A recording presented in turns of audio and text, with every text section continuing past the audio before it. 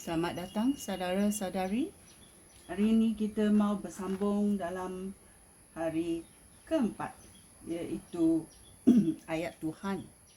Apa Alkitab mengajar kita? Ini adalah dibagikan,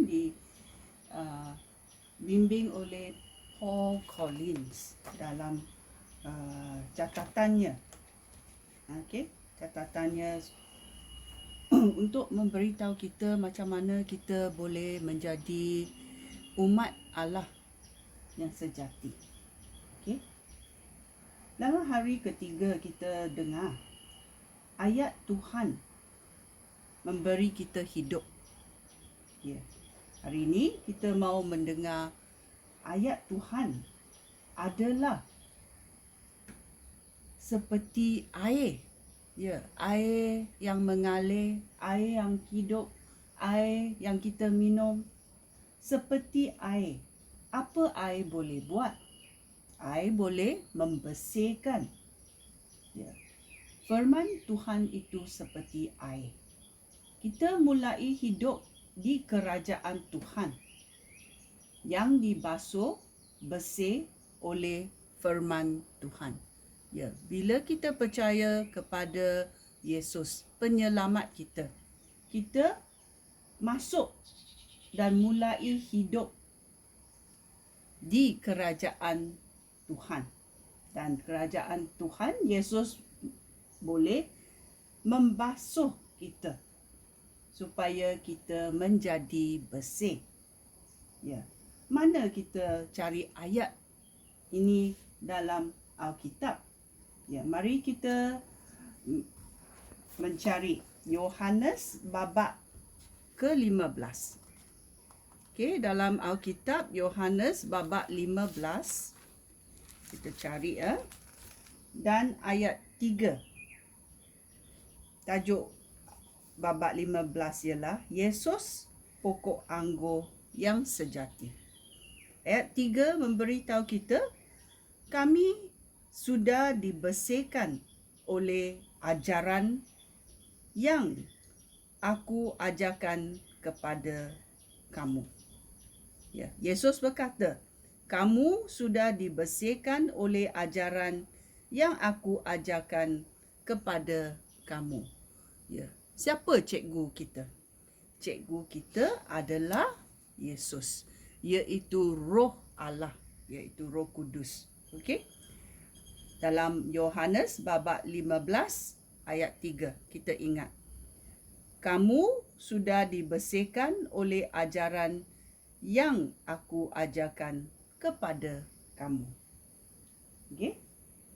Kita juga mau pergi menengok Efesus babak 5 ayat 25 sampai 27. Mari kita cari dalam perjanjian baru. Efesus dalam Alkitab kita cari Efesus babak 5 ayat 25.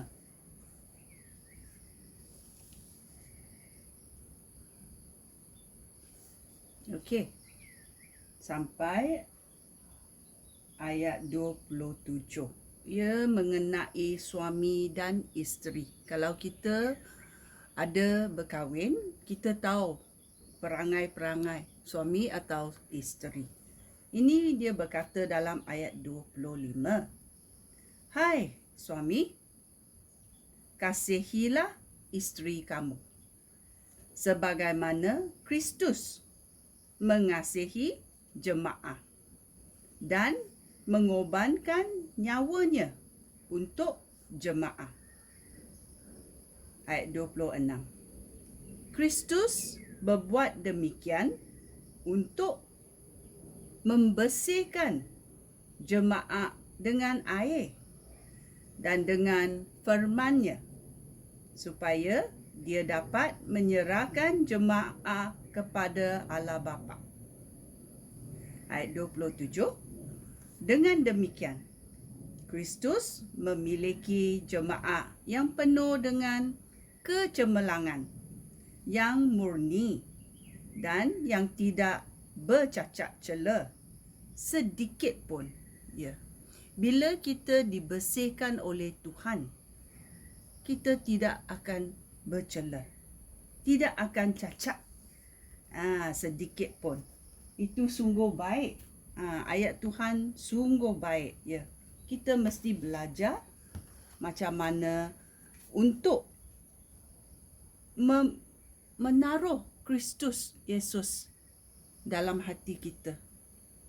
Teladan Yesus kita mengikuti dalam hidup kita. Ya. Mari kita bersambung. Firman Tuhan jaga kebersihan kami.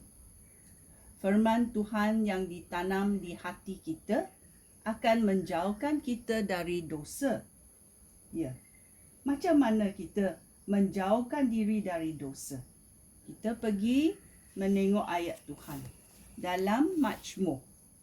Mazmur 119. Ya. Kita belajar bersama-sama. Mazmur 119 di tengah-tengah Alkitab adalah Mazmur. Mazmur 119 ayat 9 dan ayat 11. Ayat 9 memberitahu kita. Tajuknya mentaati Taurat Tuhan. Bagaimanakah seorang pemuda dapat hidup suci? Bagaimana? Dia dapat hidup suci dengan mentaati perintah Tuhan. Ya, itu adalah jawapannya. Bagaimana seorang pemuda dapat hidup suci? Jawapannya, dia dapat hidup suci dengan mentaati perintah Tuhan. Ya, mari kita tengok ayat 11 apa dia berkata. Aku menyimpan hukum kamu dalam hati aku, supaya aku tidak berdosa terhadap kamu. Ya, bila kita ada hati untuk Tuhan, Tuhan akan menyimpan hukumnya dalam hati kita, supaya kita tidak berdosa terhadap Tuhan. Ya, ini akan memberikan kita conscience, sifat.